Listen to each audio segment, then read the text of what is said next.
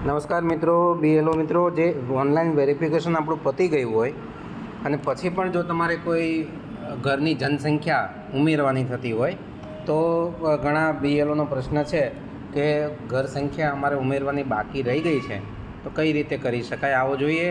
જો તમારું વેરિફિકેશન 100% પતી ગયું હોય તો પણ તમે સ્ટેટમેન્ટ 4 એ ખોલી શકો છો.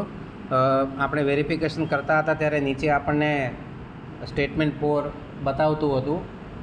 અહીંયા મારે હવે કોઈ વેરિફિકેશન બાકી નથી, છતાં પણ આપણે કોઈ પણ ઘર નંબરનું પોપ્યુલેશન આપણે એડ કરી શકશું. કેવી રીતે કરશું જુઓ તમે. મારા વેરીફાઈ થઈ ગયેલા જેટલા છે એટલા મને બતાવેલા છે.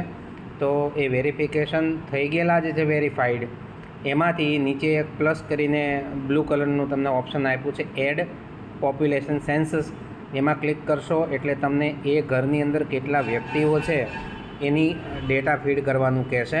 તો તમારે જે તે ઘરની અંદર જેટલા વ્યક્તિઓ હોય એટલાનો ડેટા અહીંયા ફીડ કરવાનો થાય. દાખલા તરીકે આ ઘર નંબર 373 છે, એની અંદર એક જણો હોય કે પછી 2 વ્યક્તિ હોય, 5 વ્યક્તિ દાખલા તરીકે હું ગણી લઉં કે 5 મેલ છે અને 3 ફિમેલ છે.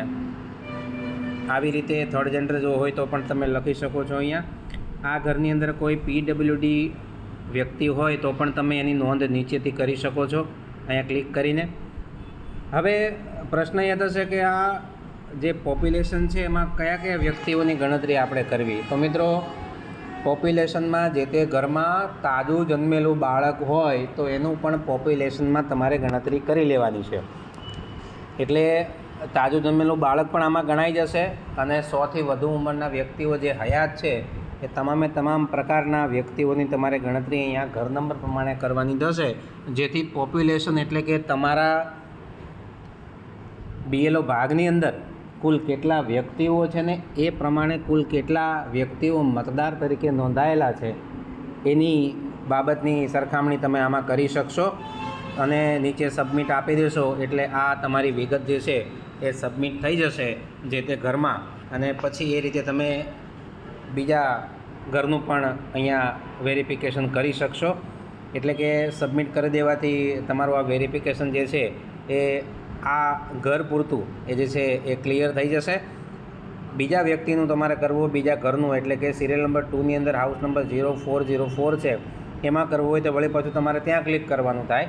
અને જે રીતે ઘરમાં વ્યક્તિઓ હોય હયાત એ બધાનું વેરિફિકેશન તમારે અહીંયા એની ગણતરી સેન્સસ એટલે કે વસ્તી તમારે આમાં નાખવાની થશે.